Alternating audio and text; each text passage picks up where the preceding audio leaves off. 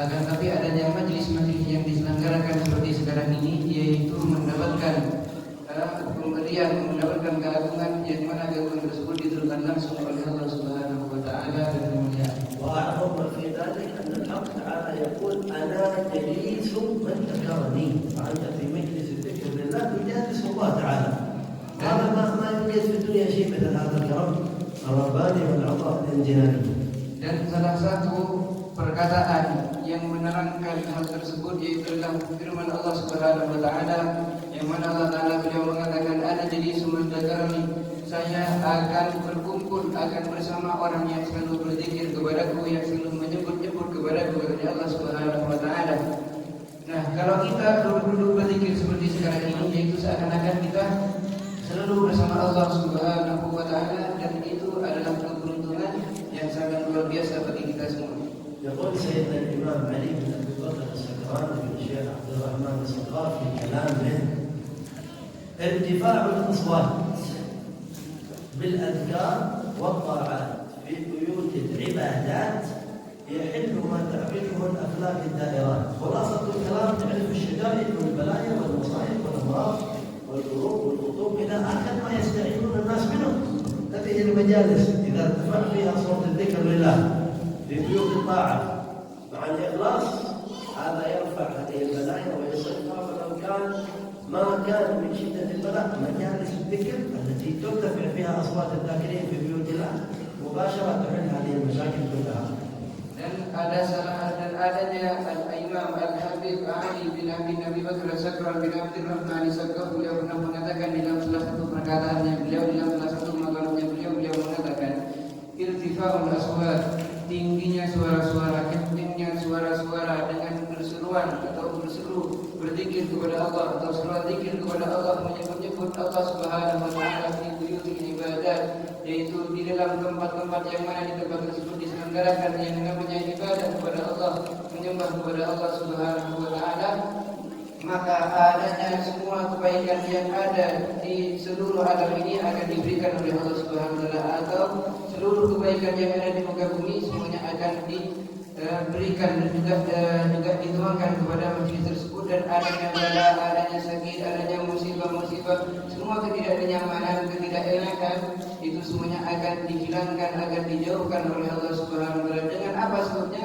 Yaitu sebabnya dari kita bukan melainkan sebabnya yaitu diselenggarakannya yang namanya selalu berzikir kepada Allah dan juga majelis-majelis yang seperti ini. لذلك ينبغي أن يحضرها الإنسان بالتعظيم والأدب. Oleh karena itu seseorang kalau diberi kesempatan oleh Allah untuk bisa menghadiri majelis-majelis yang seperti ini, sangat penting, sangat pantas baginya untuk menjaga yang namanya ta'zim, mengagungkan Allah, dan juga selalu menjaga yang namanya etika. Dan senantiasa dia selalu berusaha untuk selalu berzikir pakai lisannya. وبعد ذلك نرجو من هذا المجلس وهذه الاجتماع وهذا الأذكار وهذه الدعوات ما هو لنا وحدنا بس، نحن تعظيم لنا ولأهل ديارنا ولأهل هذه الجهة ومن فيها وللمسلمين عامة. نجعل من هذا سبب في أننا نتقرب إلى الله في رفع البلاء عنا وفي الفرق من عقوبة الله، وما أكثر البلايا في أمة النبي محمد صلى الله عليه وسلم. لذلك عظموا هذا المجلس وعظموا ذكر لله، حتى قال العلماء ما ينبغي للإنسان يتكلم عن الجانب وعن السبب. قالوا الكلام الجانبي يرفع سكينة المجلس. مجلس إذا اجتمع كله على حال واحد وعلى قراءة مشتركة، سواء كان في الإنشاد أو في الأذكار أو في تلاوة القرآن، هذا تكون جمعية وها ملائكة من السماء، فلا يتشدد الإنسان بشيء يسبب رفع السكينة هذه.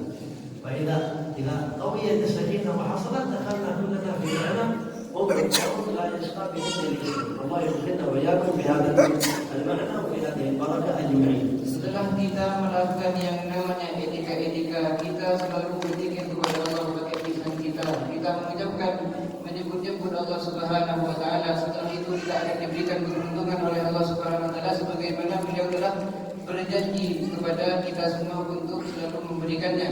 Di samping itu, kalau kita telah mendapatkan kebaikan, kita telah mendapatkan yang namanya keistimewaan dengan majelis yang seperti ini, yaitu kita minta bukan untuk kita sendiri, akan tapi untuk semua keluarga kita, semua untuk saudara-saudara kita, dan juga daripada kerabat-kerabat kita, tetangga-tetangga kita, dan bahkan kita semuanya orang-orang muslimin, semuanya semoga diberikan juga oleh Allah Subhanahu wa taala sebagaimana Allah telah memberikan kebaikan kepada kita. Dan juga sebagaimana Allah Ta'ala telah menghilangkan, mengangkat yang namanya bala musibah daripada ketidaknyamanan daripada kita, semoga seperti itu juga, semoga juga dihilangkan oleh Allah yang namanya musibah tersebut daripada orang-orang muslimin.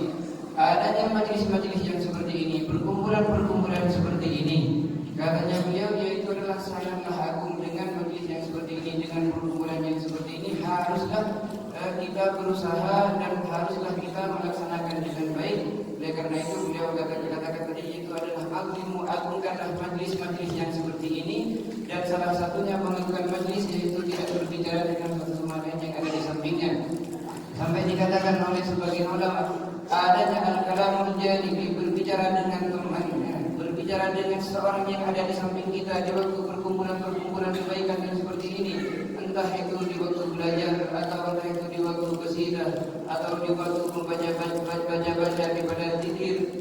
Kalau berbicara dengan teman lain, dengan orang yang ada di sampingnya, dengan teman yang ada di sampingnya, maka dengan sebab berbicara dengan temannya tersebut dihilangkan dan diangkat yang namanya sakinatul majlis, ketenangan dan keenakan yang namanya majlis. Artinya majlisnya tidak tertib lagi dan majlisnya hilang yang namanya ketenangan di dalamnya.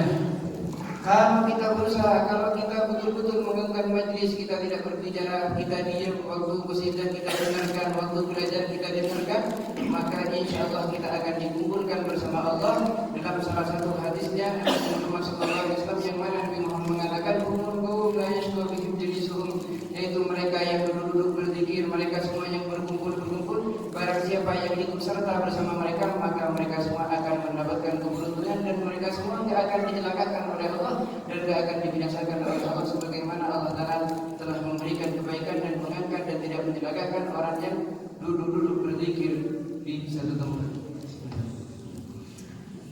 في كتاب النصائح الدينية والوصايا الإيمانية للإمام شيخ الإسلام قطب الدعوة والإرشاد الحبيب عبد الله بن عربي بن محمد الحداد الحضرمي الشافعي رحمه الله تعالى رحمة الأبرار ونفعنا بعلومه وبعلومكم في الدارين آمين.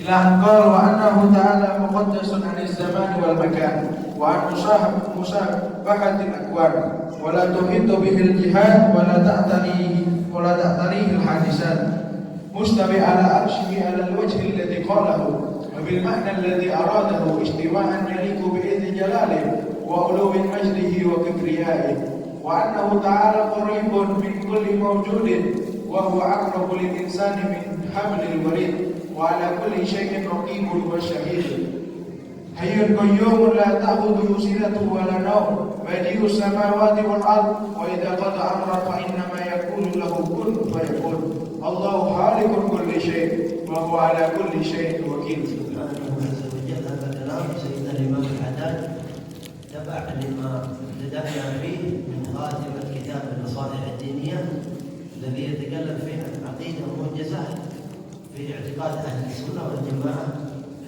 وهي من أوجز ما كتب في هذا الباب رضي الله عن سيدنا الإمام الحداد. Subhanahu wa ta'ala, maha suci Allah dan yang sangat mulia. Dan adanya pembelajaran kita yang sekarang ini yang telah dibaca, yaitu merupakan terusannya pembelajaran kita yang telah mulai kemarin kita memulainya dalam menerangkan akidah, dalam menerangkan mengesahkan Allah Subhanahu wa ta'ala, dan mana ilmu akidah tersebut yang diterangkan oleh Imam Haddad, yaitu ditaruh di bab-bab akhir kitabnya sama beliau, dijadikan fasal atau fasal khusus namanya Al-Fatimah, yaitu akhir daripada kitab An-Nasha'ih Diniyah. Dan adanya ilmu yang diterangkan oleh Imam Haddad di sini, yaitu beliau menerangkan akidah dan menerangkan yang namanya mengisahkan Allah Subhanahu wa ta'ala, dan keterangan tersebut, akidah tersebut sangat ringkas dan cukup bagi kita semua kalau kita mempelajari, yang mana akidah tersebut mengikuti ilmunya dan mengikuti pelajarannya Ahlus Sunnah wal Jamaah. ذكرنا أن الله عز وجل مقدس، يعني مقدس يعني لا يمكن منزه بعيد كل البعد عن الزمان والمكان ومشابهة الأكوان، بل الحق سبحانه وتعالى لا يحدث زمان ولا يحتويه مكان، كان الله ولا شيء معه وهو المانع على ما عليه كان قبل خلق الزمان وقبل وجود المكان سبحانه وتعالى. Dan adanya Allah Subhanahu wa taala Maha Suci Allah, yaitu beliau muqaddasun anis zamani wal makan, beliau dijauhkan untuk dikatakan atau dari perkataan kalau bahwasanya Allah Subhanahu wa taala itu butuh yang namanya zaman dan butuh yang namanya tempat. Artinya Allah Taala itu muqaddas, mubahat, yaitu dijauhkan. Artinya hasyaukan Allah Taala itu sangat enggak butuh yang namanya zaman. Allah Taala itu enggak dilingkupi daripada yang namanya zaman, dan juga Allah Taala enggak butuh yang namanya tempat. Allah Ta'ala enggak punya tempat, katanya beliau. Dan juga adanya Allah Subhanahu wa Ta'ala, beliau itu enggak sama dengan adanya yang baru, enggak sama dengan semua makhluknya. Artinya Allah Subhanahu wa Ta'ala yaitu berbeda daripada semua makhluknya dan berbeda daripada segala sesuatu yang ada. Allah Subhanahu wa Ta'ala itu enggak butuh kepada zaman dan enggak butuh kepada tempat. Beda dengan makhluknya, beda dengan kita kalau kita masih butuh zaman dan juga masih butuh yang namanya makan. Allah Subhanahu wa taala sebelum adanya zaman, sebelum adanya makan, Allah Taala sudah ada. Dan sampai sekarang dan sampai kekal abadi Allah Taala tetap seperti itu. Artinya tetap enggak butuh zaman dan tetap enggak butuh yang namanya makan, sebagaimana sebelum diciptakannya zaman dan sebelum diciptakannya makan atau tempat. لا تحيط به الجهات سبحانه وتعالى. Dan Allah Subhanahu wa taala tidak diliputi yang namanya al-jihad, yaitu arah. Allah Taala enggak punya arah, bukan ada di mana Allah Subhanahu wa taala. مستو على عرشه. هذه مسألة أهل الزمان الأخير عملوا فيها إشكالات كبيرة أكبر من ما ينبغي وأكبر مما يحتاج إليه الناس. Dan Allah Subhanahu wa taala yaitu dikatakan mustawin ala arsy. Apa artinya mustawin? Yaitu menguasai atas arasy-Nya. Dan di dalam memahami perkataan mustawin ala arsy, yaitu menguasai atas arasy-Nya, orang-orang lebih khususnya di zaman sekarang ini yaitu banyak yang menyalahkan atau tidak paham dengan memahami yang namanya mustawin ala arsy, yaitu menguasai atas arasy-Nya. Artinya sesungguhnya yaitu adalah menguasai atas arasy-Nya. Allah Taala berkuasa dimanapun ada di arasy-Nya, Allah Taala juga berkuasa. Dan orang-orang sekarang yaitu memahami istiwa tersebut, memahami adanya istiwa ala arsy yang itu gagal paham. Kebanyakan orang sekarang yaitu berlebihan dalam menyifati sifatnya Allah yang dikatakan mustaqim ala arsy, yaitu keterangan ini agak sulit. قال سيدنا الإمام الحداد كما هي عقيدة أهل السنة والجماعة مستوى على عرشه على الوجه الذي قاله آمنا أن الله يقول الرحمن على العرش استوى. تعالى كيف استوى؟ إلى كيف؟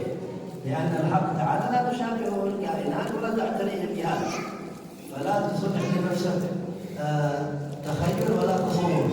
كل ما خطر ببالك الله بخلاف ذلك سبحانه وتعالى. Orang-orang salah satu orang yang menyifati dan memahami arti yang hanya mustawin ala arsy itu orang-orang mengatakan Allah Taala itu ada di atas arasy-Nya. Padahal sudah dikatakan tadi Allah Taala itu butuh tempat. Imam Haddad di sini dalam menyifati ayat Al-Qur'an yang sama artinya dengan mustawin ala arsy, di tempatnya ayat Allah yang mengatakan Ar-Rahman 'alal arsy istawa. Allah Taala itu menguasai atas arasy-Nya. Orang zaman sekarang itu mengatakan Ar-Rahman 'alal arsy istawa, Allah Taala itu duduk nyantai katanya di atas arasy-Nya. Sangat kurang ajar nih orangnya. Bukan seperti itu. Katanya Imam Haddad, Allah Ta'ala itu istiwa, Allah Ta'ala itu mustawin, Allah Ta'ala itu istawa, Allah Ta'ala itu menguasai atas arasy-Nya. Imam Haddad tetap iman, tidak mengubah ayat Al-Quran. Imam Haddad tetap mengatakan istiwa, akan tapi istiwa tersebut sebagaimana telah dikatakan oleh Allah, Allah Ta'ala memang istiwa atas arasy-Nya, akan tapi istiwa yang bukan sesuai pikiran kita, akan tapi istiwa yang sesuai dengan firman yang telah difirmankan dan telah dikatakan oleh Allah Subhanahu wa taala, dan dengan arti yang sangat pantas sesuai apa dan lafaz yang telah ditentukan dan telah difirmankan oleh Allah Subhanahu wa taala. Oleh karena itu kita tidak boleh kurang ajar kepada Allah Subhanahu wa taala. Gimana caranya? Kalau Allah Taala itu enggak butuh sama, gimana caranya? Yaitu bila enggak usah tanya-tanya gimana caranya Allah Subhanahu wa taala. Lebih simpelnya gimana aja, enggak usah nanya-nanya, enggak usah kepo. Gimana caranya Allah Taala itu bila enggak usah ditanya-tanya. Intinya kita iman kepada Allah bahwasanya Allah Taala itu adalah mustawin ala arsy. Enggak usah tanya Intinya Allah Ta'ala itu beda dengan makhluknya. Kenapa gak beda? Beliau adalah adalah sebagai Tuhan. Katanya beliau tadi, kullu ma khatara bi bali fallahu bihi la bidzalik. Semua sifat-sifat, semua hal-hal tentang sifatnya Allah, tentang adanya Allah Subhanahu wa taala yang ada di benak kalian, yang ada di pikirannya kalian, ketahuilah Allah Subhanahu wa taala beda dengan apa yang kau pikirkan dan beda dengan apa atau perkataan yang ada di hati engkau. Allah Subhanahu wa taala. واحد من الإشكالات أنهم يقولون نريد نؤمن بالقرآن كما هو بدون تأويل. طيب ونصلح مشكلة في آيات أخرى وهو الذي في السماء إله وفي الأرض إله. آمنا بالله في السماء إله وفي الأرض إله مستوٍ على عرشه وهو معكم أينما كنتم. نؤمن بالقرآن كله أو كما بني إسرائيل أفتؤمنون ببعض الكتاب وتكفرون ببعض، لأن هذه الإشكالات تراد بها التشويش على من ليس عندهم علم. أما أهل العلم يعرفون هذه المسائل ويدرسونها في حقائق شؤون الإيمان ويعرفون معانيها من عند النبي محمد صلى الله عليه وسلم. ولكن هكذا شأن آخر الزمان الذي يظنون أنهم أعلم من الموجودات كلها السماوية والأرضية، حتى أعلم الملائكة، حتى بعضهم يتطاول حتى على الأنبياء والمرسلين. وهذه نتيجة العلم الصوري أو بمعنى أدق الجهل المركب. الجاهل يعرف أنه جاهل لكن نصف عالم ولا ربع عالم، شوف نفسه عالم هو ربع عالم، قليل من العلم قال انه هذا يعني خلاص ما حد في الدنيا اول ما يجي عنده اين الله؟ ما تعلم فروض الوضوء ابدا، هو علمه الاسلام اولا، علمه الاسلام، علمه كيف يصلي، علمه كيف يستر عورته، علمه كيف يصلي لربه، بعد ذلك يدخله في حقائق العقيده، لان الدين مرتب الاسلام وما يحصل. لكن هكذا شأن الجهل، ولهذا سلفنا الكرام ما يحبون كثرة الخوض في هذه المسائل. وسيد الحداد تكلم في كتاب كامل عن المصالح الدينية، جعل هذا الكلام في موجز 3 صفحات إلى 4 في هذا الكتاب. ليش؟ لأجل لا يدور عقلك فيما لا تحتاج إليه. آمن بربك كما هو. قل آمنا بالله وما جاء عن الله على مراد الله، آمنا برسول الله بما جاء عن رسول الله على مراد رسول الله، حتى يعلمون أن هذا في زواج عند عبد النكاح يرون هذا ويضمنونه الناس، لكن تسلم عقيدتهم ولا يدخلون فيما لا يحتاجون إليه. اختصر. Dan juga katanya beliau salah satu pemahaman yang sangat itu membuat muskilah, yang sangat mengganggu pikiran Ahlus Sunnah wal Jamaah, yang sangat mengganggu umat manusia, yaitu ada sebagian orang, ada sebagian kelompok sekarang ini mengartikan Ar-Rahman wa al-Arsh istawa, yaitu dikatakan Allah Ta'ala itu ada di atas arsy, Allah Ta'ala itu duduknya di atas arsy. Saking kurang ajarnya orang kan. Dan itu adalah salah satu musibah dan salah satu muskil yang sangat berbahaya kepada kita semua, katanya beliau. Dan adanya Imam Haddad di sini, beliau cukup mengatakan apa? Beliau mengatakan sesuai apa yang dikatakan oleh Allah kita beriman, dan sesuai apa yang telah dimaksud oleh Allah daripada arti ayat tersebut kita iman kepada Allah Subhanahu wa Ta'ala. Dan juga beliau tadi mengatakan mungkin orang tersebut yang mengatakan bahwasanya Allah Ta'ala itu singgah di atas arsy, orang tersebut mengatakan, oh saya tidak berani untuk mengubah Al-Quran. Kalau Allah Ta'ala telah mengatakan Ar-Rahman wa al-Arsh istawa, Allah Ta'ala itu singgah di atas arsy, kita tidak mau mengubah, kita tidak berani untuk mengubah Al-Quran ya. Padahal artinya istiwa itu yang betul bukan singgah, akan tapi menguasai ya. Tapi orang-orang yang hatinya sakit, yang diberi kegerahan oleh Allah Subhanahu wa Ta'ala, orang tersebut mengatakan Allah Ta'ala itu singgah di atas arsy ya. Nah, tapi katanya orang tersebut, saya ini tidak mau mengubah lafaz-lafaznya Al-Quran. Al-Quran mengatakan seperti itu, saya mengatakan seperti itu. Saya ingin beriman kepada Allah Subhanahu wa Ta'ala. Terus katanya beliau, kalau engkau ingin betul-betul iman kepada Allah, ambil semua ayat Al-Quran. Jangan cuma diambil satu-satu, jangan dirusak padanya ayat Al-Quran. Katanya beliau, ambil juga salah satu ayat yang menerangkan Allahu alladzi fis samai wa huwa alladzi fis samai ilahun fil ardi ilah. Allah Ta'ala dalam salah satu ayat Allah Ta'ala mengatakan wa huwa alladzi fis samai ilahun. Allah Ta'ala itu di atas arsy adalah apa? Sebagai Tuhan, wa fil ardi ilah. Dan di bumi juga sebagai Tuhan. Apakah Allah Ta'ala ada dua? Enggak mungkin itu kan. Ini juga ambilnya ayat itu enggak usah takwil gitu. Enggak mungkin kalau ayat seperti ini harus ditakwil, cukup satu tadi Ar-Rahman istawa yang harus ditakwil. Kalau ada nomor 2 harus ditakwil. Nah, kenapa diubah-ubah? Nyari yang enak, ya, nyari takwilan yang enak. Kalau nggak enak nggak diambil. Ya. Sama itu halnya dengan Bani Israil yang mengatakan apa tuh min kita turun juga. Apakah kalian itu mau beriman kepada sebagian ayat-ayat Al-Quran, kepada sebagian kitab yang diturunkan oleh Allah, dan kalian nggak terima, kalian kufur kepada salah satu atau sebagian kitab yang telah diturunkan oleh Allah Subhanahu wa taala. Di samping itu adanya orang-orang yang mengatakan seperti itu, masih mengatakan saya ini adalah orang yang sangat pintar, itulah yang betul. Ambillah perkataan, belajarlah kepada saya. Ya. Mereka semua masih ngaku paling pintar, hatta ngaku paling pintar dibandingkan para nabi, paling pintar dibandingkan para malaikat, paling pintar dibandingkan para rasul. Padahal hakikatnya orang tersebut adalah dari orang kafir, yaitu adalah bodoh yang tersusun-susunnya sampai susunnya berapa kali, sangat bodohnya, akan tetapi ngaku paling alim. Padahal ilmunya belum seberapa, belum separuh ilmu yang dia miliki, bahkan bukan belum seperempatnya aja yang dia miliki, mungkin cuma sedikit daripada ilmu yang dia miliki. Akan tapi ilmu tersebut menyebutkan orang tersebut mengaku bahwasanya dirinya paling alim di muka bumi ini. Kenapa? Karena ilmunya yang juga dididikan dengan adanya pendidikan. Cuma mempunyai ilmu sejarah zahirnya aja, tapi hakikatnya nggak ada ilmu. Dia adalah jahil murakab kata beliau. Dan adanya Imam Al-Haddad dan adanya ulama salafus saleh, beliau ini tidak terlalu suka untuk memperdalam dalam menerangkan ilmu tauhid. Oleh karena itu Imam Haddad di waktu beliau mengatakan mengajari kita dalam kitabnya, beliau cuma mengatakan akidah mujizah mukhtasar. Akidahnya sangat ringkas, sangat simpel, sangat sedikit gitu ya beliau. Kenapa? Karena orang yang mendengarkan itu biar enggak terlalu terganggu, biar enggak merasa gimana-gimana. Cukup sedikit, yang penting mudah percaya kepada Allah, sudah cukup. Enggak usah berpanjang dalam pembahasan ilmu akidah, enggak usah berpanjang dalam pembahasan yang namanya ilmu tauhid. Kita simpan aja iman kita gimana? Iman kepada iman kepada Allah terhadap hal-hal yang telah jaa min Allah, yang datang dari Allah. Ala maradilah sesuai apa yang telah difirmankan dan telah dimaksud oleh Allah Subhanahu wa taala. Seperti juga kita iman kepada Nabi Muhammad dan kepada semua utusan-utusan Allah Subhanahu wa taala bima jaa min Rasulillah, dan juga iman terhadap apa-apa yang telah disampaikan oleh para utusan-utusan Allah sesuai apa yang telah dimaksud oleh para utusan Allah Subhanahu wa taala. Itu aja iman kita, enggak usah diperdalam dalam membahas daripada ilmu akidah. ومن عجيب الجهل المركب أنهم حملوا العبارة الكلمة القرآنية غير معناها، جعلوا الاستواء جلوس، صح؟ الرحمن بالعرش استوى جلس. من أين جابوا هذا؟ الآن إذا صلى بنا سيدنا النبي صلى الله عليه وسلم استووا للصلاة اجلس. استووا يعني امتلك نفسك قابل الله تعالى في صلاتك.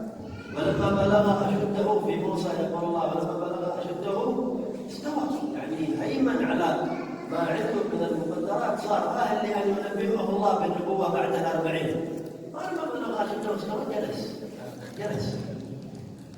هذا قالوا لا استوى جلس. من وين جبتها؟ من العربية؟ لا، من وين جبتها؟ طيب يعارض الله يقول لا، هذا كلام بس كما بالبغاء. طائر البغاء الكلام هذا ايش اسمه؟ كما هذا ألا استوى جلس، استوى بدعة بس هذا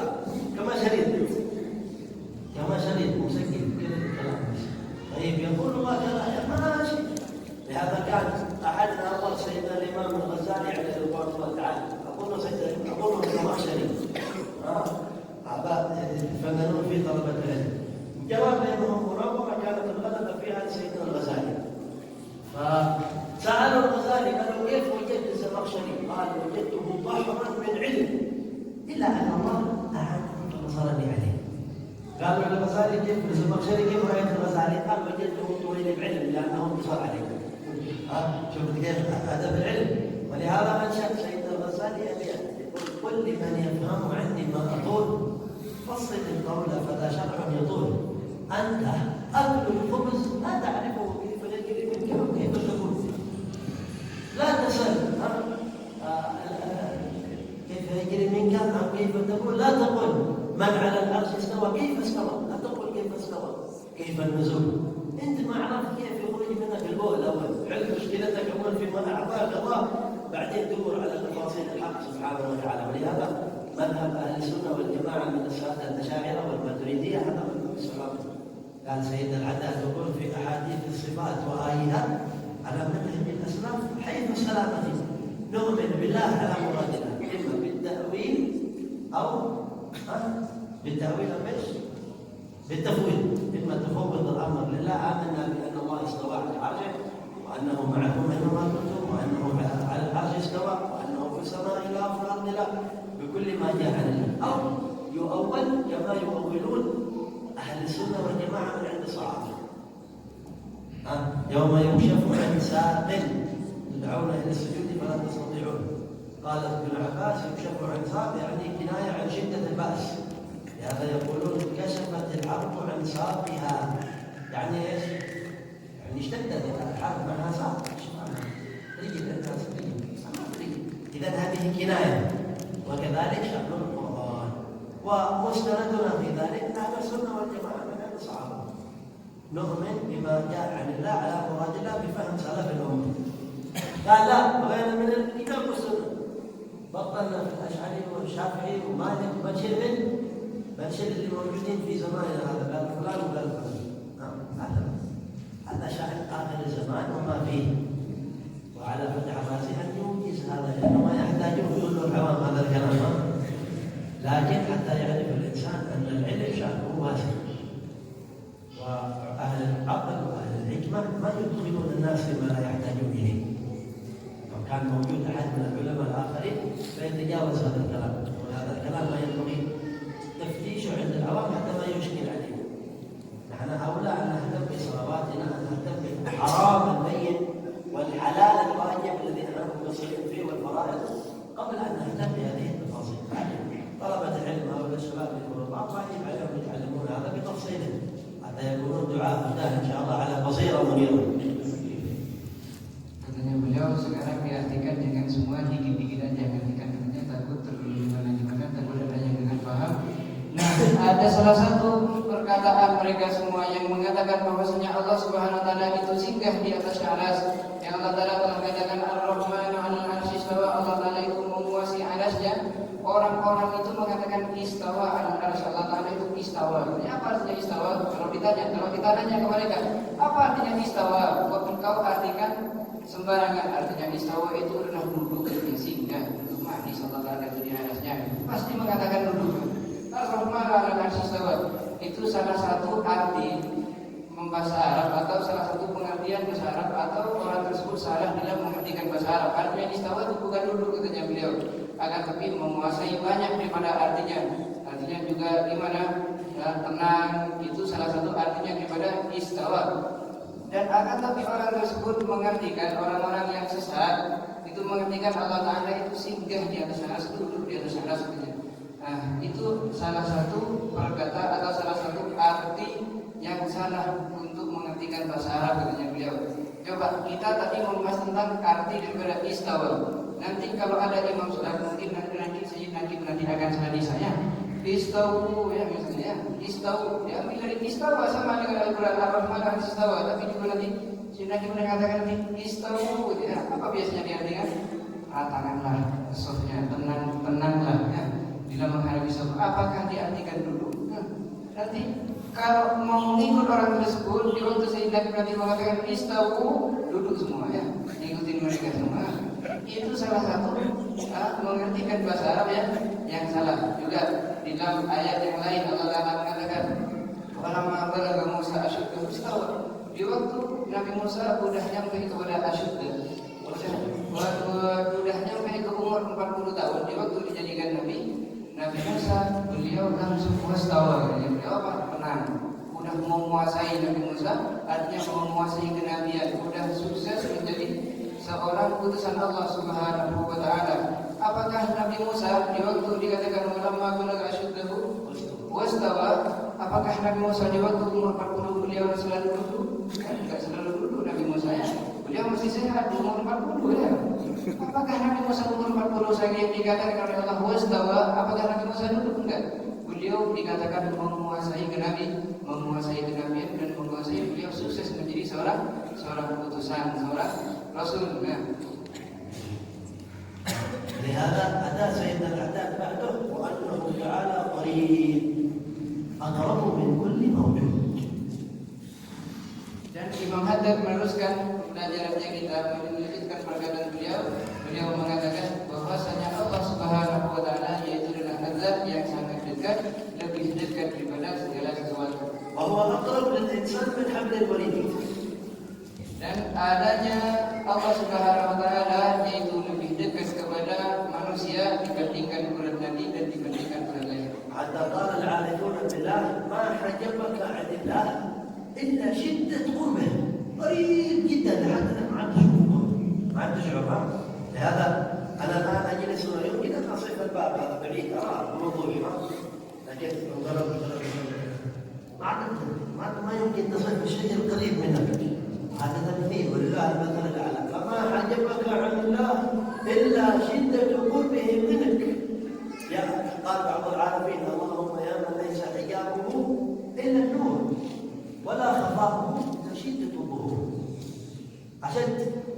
شوف لما تنظر إلى الشمس تقدر قوة نور الشمس ما تتحمل عينك، فكيف قوة قرب العرش سبحانه وتعالى منك؟ ولا تمر تستطيع فوق العرش في السماء وتفرد الباب بعدين خلاص وعلم منك فوق العرش. لا، على العرش استوى وهو أقرب إليك من كل موجود وأقرب إليك من حبل الوريد سبحانه وتعالى. Dan adanya Allah Subhanahu wa taala itu dikatakan adalah zat yang sangat dekat kepada kita, lebih dekat dibandingkan segala sesuatu. Kalau ada yang bertanya di antara kita mengatakan gimana kalau Allah Taala itu dikatakan adalah sangat dekat kepada kita, akan tapi kita tidak bisa melihatnya Allah Subhanahu wa taala. Kok bisa? Berarti kita tidak bisa melihat Allah. Kenapa kalau Allah Taala dikatakan dekat? Kalau mengatakan seperti itu diterangkan oleh sebagian ba'dul arifin, orang-orang yang arif kepada billah, orang yang telah kenal kepada Allah Subhanahu wa taala. Ulama tersebut mengatakan apa? Ma hajabaka illa syiddatu qurbi. Tidaklah Allah Ta'ala itu enggak kelihatan kepada kita, melainkan yang menjadi masalah yaitu dikarenakan Allah Ta'ala itu sangat dekat daripada kita. Seandainya Allah Ta'ala agak jauh daripada kita, niscaya kita akan bisa melihat Allah Subhanahu wa taala. Kenapa kita akan bisa melihat Allah? Karena saking dekatnya Allah Subhanahu wa taala. Beliau tadi kasih contoh. Coba. Nah, kalau terlalu dekat itu nggak bisa dilihat. Kalau agak jauh pasti bisa dilihat. Allah Ta'ala nggak bisa dilihat karena terlalu dekat. Coba, beliau tadi ngasih contoh. Saya melihat pintu masjid, bisa kan? Ngelihat kan? Ngelihat kan saya? Pasti ngelihat kata beliau. Tapi kalau terlalu dekat pasti kita nggak akan bisa ngelihat. Coba, nah, jari-jarinya antum itu kasih dekatkan kepada biji mata kita sendiri ya. Sangat didekatkan, sentuhkan kepada biji mata kita. Kelihatan kan jari kita? Pasti nggak lihat. Kelihatan kenapa? Karena terlalu dekat. Walillahil mathalul a'la. Dan Allah Subhanahu wa taala itu mempunyai contoh, mempunyai perumpamaan yang sangat tinggi dan sangat agung dibandingkan hal tersebut. Dan dikatakan dan juga ada sebagian ulama yang mengatakan yaitu adanya Allah Subhanahu wa taala yaitu menjadikan hijabnya, menjadikan jarak atau menjadikan penghalang di antara kita dan antara Allah. Apa penghalangnya? Yaitu adalah nur cahaya Allah Subhanahu wa taala, dan adanya ketidakmampuan kita dalam melihat Allah Subhanahu wa taala yaitu tak lain tak bukan malaikat yang menghalangi kita dan adanya Allah Subhanahu wa taala yaitu adalah syiddatul zuhuri, yaitu saking zahirnya, saking apanya, saking nampaknya Allah Subhanahu wa taala terhadap kita semua. Itu dia tadi memberi contoh, kalau ada sesuatu yang sangat bersinar kita tidak mampu untuk bisa melihatnya. Ini contoh yang nomor 2. Seperti apa? Seperti kalau kita melihat sama matahari. Matahari itu memang sinarnya sangat kuat. Kalau kita melihat matahari, mampukah mata kita? Ini masih jauh ya, apalagi kalau didekatkan. Karena Allah Ta'ala itu sangat dekat kepada kita dan cahayanya, nurnya yaitu sangat kuat. Kalau kita melihat matahari yang begitu jauh, yang sangat jauh, akan tapi matahari tersebut sangat kuat pancarannya, jauh seperti itu kita sudah tidak mampu untuk melihat matahari. Apalagi kalau kita melihat Allah, yang mana Allah Ta'ala tersebut lebih dekat dibandingkan matahari dan lebih kuat pancaran sinarnya dibandingkan sinarnya matahari. Itu kita tidak mungkin untuk melihat Allah Subhanahu wa taala karena telah di hijab atau ada hijab yang seperti yang sudah diterangkan oleh beliau tadi. ولهذا فالقرب قرب قدرة وليس قرب مسافة. على العرش استوى وهو أقرب إليك من حبل الوريد، ما هو مسافات.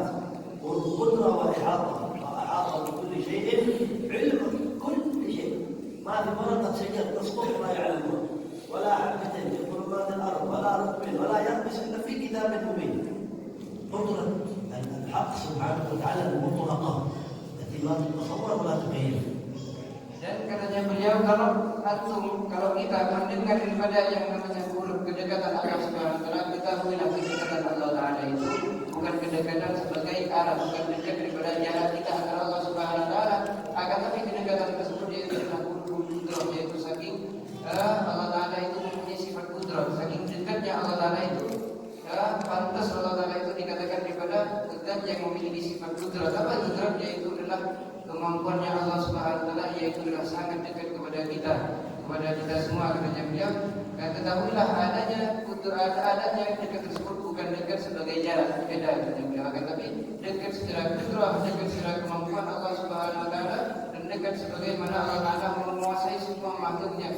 Tidaklah ada di muka bumi ini yabisin, atau hal yang kering atau benda-benda yang kering, dan juga rajbin wala yabisin, ada benda yang basah atau benda-benda yang kering, semuanya itu diketahui oleh Allah Subhanahu wa taala. Dengan apa? Dengan sifat ilmunya Allah Subhanahu wa taala dan kekudratannya, kemampuannya Allah Subhanahu wa taala, dan tidak ada satu daun pohon yang jatuh di muka bumi ini melainkan Allah Subhanahu wa taala mengetahuinya dengan sehakikatnya beliau mengetahui tentang jatuhnya pohon tersebut.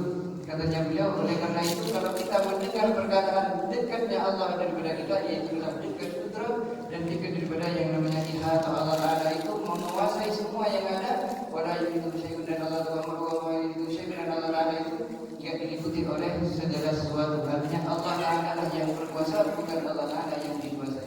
ولهذا آخر ما نختم هذا المعنى أقرب ما يكون العبد من ربه وهو ساجد في الأرض، أقرب منه قائم في صلاة، صح؟ أي الحالين أقرب إلى السماء؟ القيام أقرب من السجود، لكن القرب قرب معنوي، قرب معرفة، فأنت في السجود أقرب إلى الله تعالى من القيام. أقرب ما يكون العبد من ربه وهو ساجد.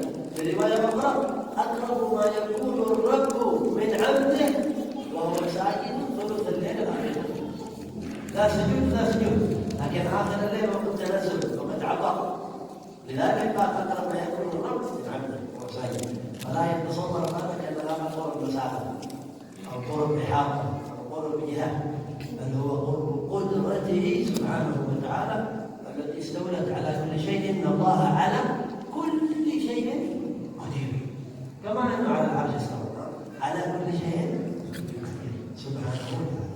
Dan juga Allah Taala ini mengatakan Ar-Rahman 'alal 'arsy istawa, yaitu diartikan Allah Taala itu menguasai arsy.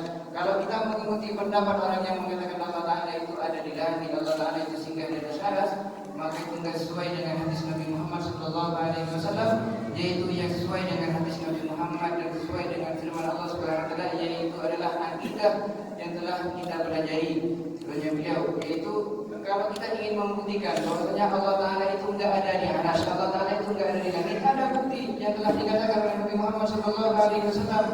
Beliau mengatakan, aqrabu ma yakunul 'abdu min rabbihi wa huwa sajid. Paling dekatnya seorang hamba kepada Allah Subhanahu wa taala kapan? Yaitu apabila orang tersebut dalam keadaan sujud. Nah, kalau mengikuti pendapatnya orang itu mana tidak sesuai dengan hadis Nabi Muhammad SAW, baiklah kita katakan sementara mengikuti orang tersebut, tapi jangan terusan. Mengikuti pendapatnya orang tersebut, baiklah kita katakan Allah Taala itu ada di langit, ada di arsy. Pasti itu tidak sesuai dengan hadis Nabi Muhammad yang mengatakan bahwa sajid orang di waktu sujud itu paling dekat kepada Allah Subhanahu wa taala. Kenapa? Karena langit ada di atas, kita kalau sujud ada di atas atau di bawah? Ada di bawah. Ya, seharusnya kalau salat di waktu berdiri dekat kepada Allah Subhanahu wa taala, dan sujud lebih jauh kepada Allah Subhanahu wa taala. Tapi hadis Nabi Muhammad mengatakan seperti itu, dan yang paling tepat salah satu dari yang paling pas mengatakan Ar-Rahman 'alal 'arsy istawa, yaitu adanya Allah Subhanahu wa taala, bukan ada di atas arsy. Dan kalau kita membahas tentang kedekatannya Allah Subhanahu wa taala, bukan dekat secara masafah, bukan dekat secara jarak, akan lebih dekat kepada kita dalam apa? Dalam kemampuan, dalam semua sifatnya Allah Subhanahu wa taala. Dan juga adanya Nabi Muhammad SAW, beliau mengatakan aqrabu ma yakunu lahu min rabbihi wa huwa sajid, paling dekatnya seorang hamba terhadap Allah Subhanahu wa taala apabila orang tersebut dalam keadaan sujud. Dan tapi ada juga yang hadis ini pertama mengatakan hamba dekat kepada Allah kapan? Waktu sujud. Ada juga hadis Nabi Muhammad yang mengatakan aqrabu ma yakunu rabbu min 'abdihi wa huwa sajid fi sujudil lail, paling dekatnya Allah kepada hambanya. Siapa yang sekarang yang mendekat? Allah mendekat kepada hambanya. Kapan itu? Apabila di sulusul lail. Kalau bukan sulusul lail, hamba mendekat kepada Allah. Kalau di sulusul lail waktu sujud, Allah lah yang mendekat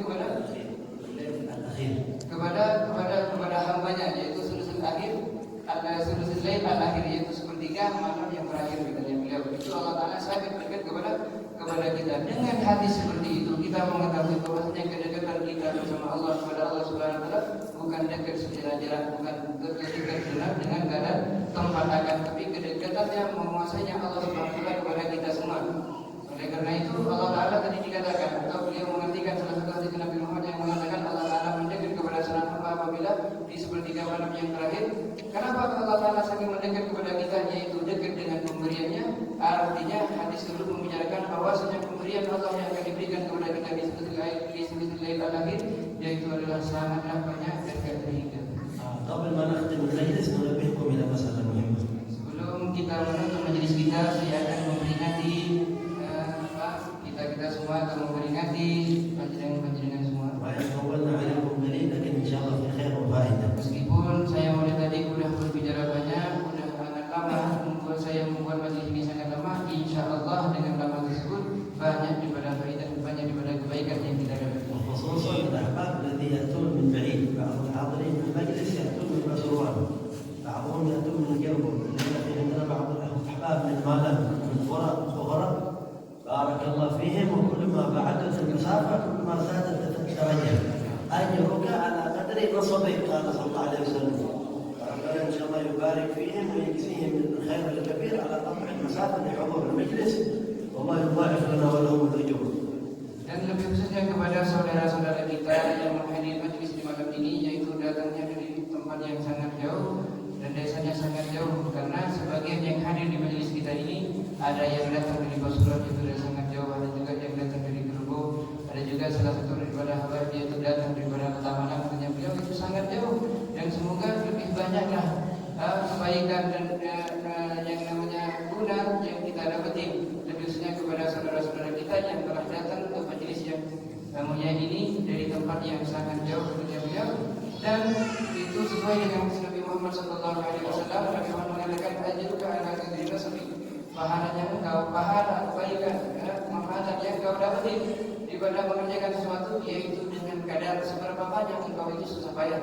Kalau kita susah payah juga menghadiri majelis dari tempat yang sangat jauh, pasti itu akan lebih banyak pemberian dan kebaikan dan guna manfaat yang dia akan peroleh, katanya beliau.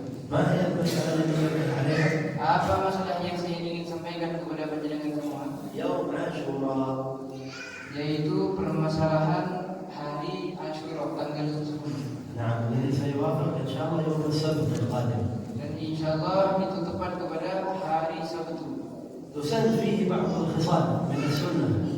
Dan di hari Ashura tersebut perlu kita waspadai bahwasanya di hari tersebut banyak sunnah-sunnah yang disunnahkan di hari tersebut. وهي صوم يوم عاشوراء، فقد قال النبي إني لأحتسب على الله أن يكفر السنة الماضية صيام عاشوراء، والأفضل أن يصوم العاشر وقبله التاسع وعاشوراء كما قال صلى الله عليه وسلم فإن عشت إلى القابل لأصومن التاسعة والعاشر، فمن تيسر له فذلك خير وسنة يوم عاشوراء ويوم تاسع الجمعة والسبت القادم.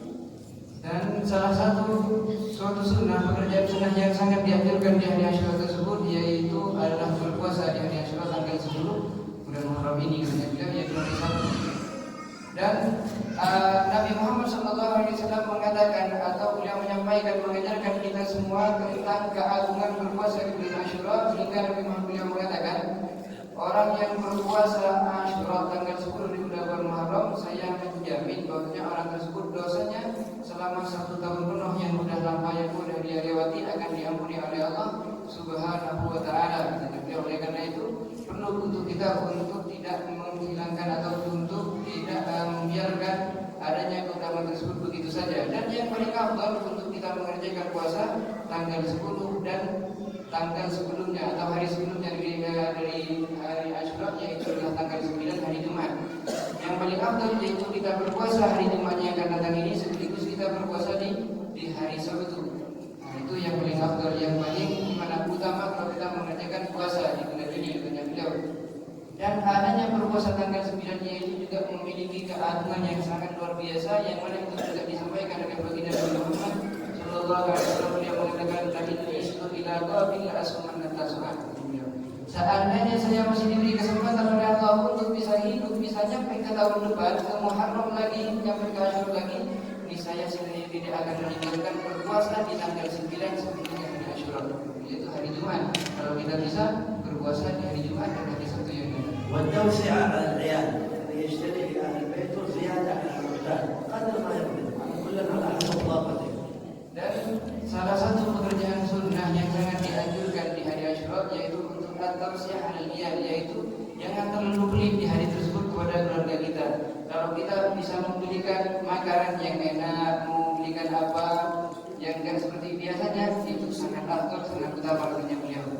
فإنه sekedar kemampuan itu. ورد أن من وسع على عياله يوم عاشوراء وسع الله عليه سائر سنته، يعني الله بركة في السنة كلها. هذا ما شاء الله يفرحون والناس كلهم يسمعون هذا.